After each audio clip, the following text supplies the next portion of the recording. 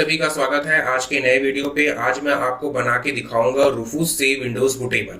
आप देखिए यहाँ पर रूफूस का सबसे लेटेस्ट वर्जन मैं यूज कर रहा हूँ 4.0। ये हाल ही पे रिलीज हुआ है और इस वीडियो पे हम आगे बढ़ेंगे उससे पहले आपके लिए एक नोट इंफॉर्मेशन है। आप अपने पीसी का एंटीवायरस को डिसेबल कर दें टेम्पररी तौर से, जब तक कि आप ये पेन ड्राइव को बूटेबल बनाते हैं तब तक। अब डिसेबल करने के लिए मैं इसलिए बोल रहा हूं क्योंकि कई बार आप पायरेटेड विंडोज को बूटेबल बनाने की कोशिश करते हैं और उसमें पहले से ही क्रैक फाइल डला रहता है ताकि वो आपका विंडोज को एक्टिवेट कर सके।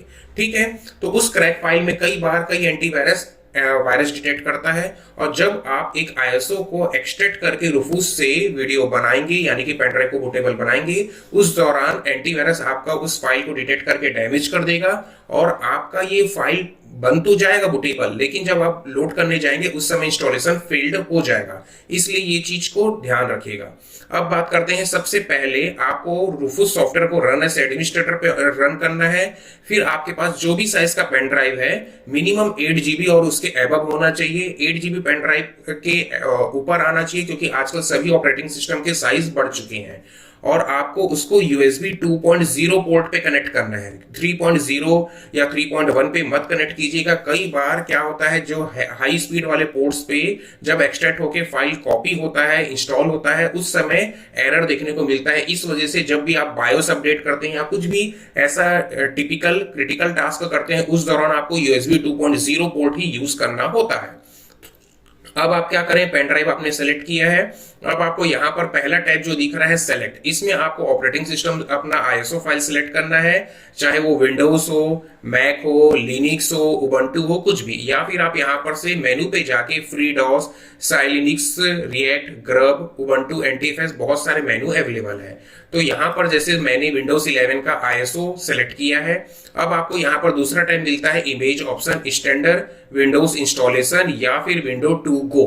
विंडो 2 गो क्या है, जब आप पोर्टेबल विंडोज बनाना चाहते हैं यानी कि पेन ड्राइव से ही आप बूट करना चाहते हैं, चलते फिरते कहीं भी आप जा रहे हैं और आप चाहते हैं कि मेरा पेन ड्राइव भी एक विंडोज के जैसे रिएक्ट करे और डायरेक्ट मैं कंप्लीट बूट ही विंडोज से कर लूं, तो उसके लिए आप 2 गो वाला मेनू सेलेक्ट करें या फिर स्टैंडर्ड विंडोज इंस्टॉलेशन। ये प्रॉपर सेटअप इंस्टॉलेशन करके देगा। ठीक है, अब आपको आना है पार्टीशन स्कीम पे। यहां पर आपको 2 मेनू मिलते हैं, MBR एंड GPT।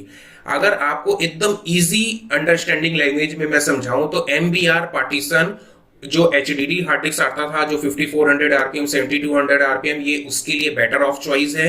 या फिर अगर आपका ओल्ड कंप्यूटर है जैसे कि इंटेल का 5th जनरेशन और उसके नीचे जितने भी आपके हार्डवेयर आए थे और आपके पास 4 GB रैम 8 GB तक वाला इस टाइप वाला हार्डवेयर है जिसमें नॉर्मल हार्ड डिस्क लगा है, तो आपको MBR सेलेक्ट करना है। आपको GPT कब करना है, जब आप इंटेल का 6th जनरेशन प्रोसेसर और उससे ऊपर जो भी जनरेशन का प्रोसेसर चला रहे हैं तब, या फिर आपके पास SATA SSD है या फिर NVMe M.2 SSD हो, जो भी है SSD वाले लोग, आपको GPT पार्टीशन यूज करना है। ठीक है, और यहां पर जैसे आप MBR करेंगे तो यहां पर आपको एक और मेनू आता है BIOS UEF वाला, है ना, तो इसे कुछ छेड़ना नहीं है, GPT ही रखना है। ठीक है, तो आप GPT रखें, कोई प्रॉब्लम नहीं आएगा। अब आपको क्या करना है, यहां पर लिस्ट USB ड्राइव, ये उस केस के लिए है जब आपके पास एक्सटर्नल हार्ड डिस्क वगैरह है या फिर आपका पेन ड्राइव सही से शो नहीं कर रहा है, तो उस केस के लिए आपको ये वाला मेनू ऑन करना है, अदरवाइज करने की जरूरत नहीं है। अब मैं आपको MBR पे सेलेक्ट करके एक मेनू बता देता हूं। यहां पर आपको लिखा है रूफूस MBR BIOS ID, तो इसे आपको सेलेक्ट करके डिफॉल्ट पे डालना है जो बाय डिफॉल्ट ही रहता है। और यहां पर आपको एक सेकंड में एक मेनू दिख रहा है, add fix for old BIOS extra partition.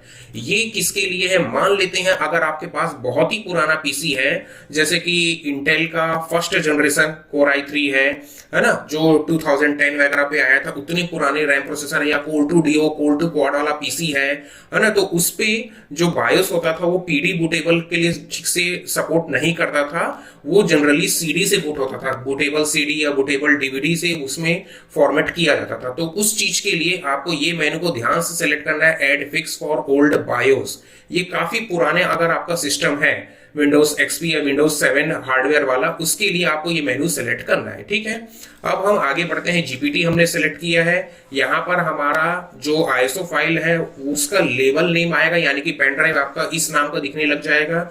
यहाँ पर आपको NTFS का ही मेनू मिल रहा है क्योंकि हमने GPT रखा है। सम टाइम अगर आप MBR रखते हैं तो यहाँ पर आपको FAT32 भी मिलता है अगर आप विंडोज 11 से छोटा ऑपरेटिंग सिस्टम सेलेक्ट करते हैं, यानी कि ओल्ड वाला तब।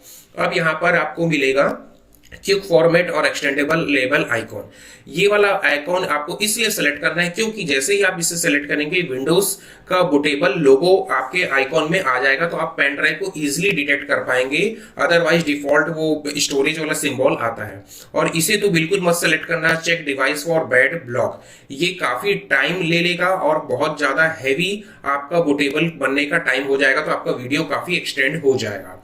यहाँ पर वन पास वगैरह कुछ नहीं करना है, जस्ट बेसिक सेटिंग्स है। इसके बाद आपको स्टार्ट को क्लिक करना है। जैसे ही आप स्टार्ट क्लिक करेंगे तो नया वाला अगर आप रूफूस यूज करेंगे तो आपको इस तरीके का काफी अच्छा मेनू मिलेगा, जो कि काफी अच्छी बात है विंडोज 11 के लिए। देखिए विंडोज 11 के लिए कुछ रिस्ट्रिक्शंस थे माइक्रोसॉफ्ट की तरफ से, जैसे कि मिनिमम आपके पास 4 GB ऑफ रैम होना चाहिए, सिक्योर बूट होना चाहिए और TPM 2.0 होना चाहिए। ये ओल्ड हार्डवेयर पे ये सब फीचर्स अवेलेबल नहीं है, तो ये सब फीचर्स को ये बाईपास करके देगा। दूसरा आपके पास मेनू है कि ऑनलाइन माइक्रोसॉफ्ट अकाउंट। जब आप विंडोज 11 लोड करेंगे सेटअप के दौरान ही आपको माइक्रोसॉफ्ट का आईडी लॉगिन करना पड़ेगा, उसके बगैर उसका डेस्कटॉप आएगा ही नहीं। आप वहीं पर रुक जाएंगे कि भाई नेक्स्ट स्किप ऑप्शन आता ही नहीं है, तो ये उस चीज के लिए दिया गया है। इसके बाद set region option default value, ये क्या है, जैसे कि अभी मैं इंडिया से हूं तो इंडिया का रीजन मैंने सेलेक्ट करके ये ऑपरेटिंग सिस्टम यूज कर रहा हूं, तो अगर मैं इसे सेलेक्ट करता हूं तो मेरा जो बूटेबल फाइल बनेगा वो बाय डिफॉल्ट इंडिया रीजन पे सेलेक्टेड रहेगा। इसके बाद आपको एक ऑप्शन मिल रहा है डिसेबल डेटा कलेक्शन। ये काफी अच्छी चीज है, इसे भी ऑन रखेगा। इसकी प्राइवेसी क्वेश्चन, यानी कि आपका जो डेटा है उसको प्राइवेसी को स्किप करेगा, डेटा आपका कलेक्ट नहीं करेगा आप विंडोज पे क्या यूज कर रहे हैं।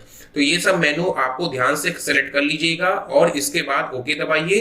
फिर आपका एक वार्निंग मैसेज आएगा कि आपके पेन ड्राइव में जो भी डेटा है वो डिलीट हो जाएगा बूटेबल बनने के दौरान। तो ये तो जाहिर सी बात है क्योंकि फॉर्मेट होके ही वो बनेगा। अब आप क्या करना है, डायरेक्ट इसे ओके करेंगे तो आपका विंडोज बनना चालू हो जाएगा। अब आप देखिए यहाँ पर आपका पार्टीशन ऑटोमेटिकली ये पूरा ऑटो प्रोसेस है कंप्लीट, ये बना के देगा। अब मैं आपको बता दूं कि इस प्रोसेस में कुछ टाइम लग सकता है, तो वीडियो को मैं एंड कर देता हूं और यहां पर जैसे ही ये सक्सेसफुल वीडियो बन जाएगा उसके बाद आप पीडी को बूटेबल करके यूज कर सकते हैं। तो इसी तरीके के इंटरेस्टिंग वीडियोस के लिए प्लीज चैनल सब्सक्राइब करके रखें। वीडियो अच्छा लगा है तो लाइक शेयर जरूर करें। कुछ डाउट्स है तो कमेंट्स आप पूछ सकते हैं। चैनल पे आपको काफी सारे कंटेंट्स मिल जाएंगे, प्लीज विजिट कर लें। अब हम मिलते हैं अपने अगले वीडियो पे, तब तक के लिए thank you, have a nice day.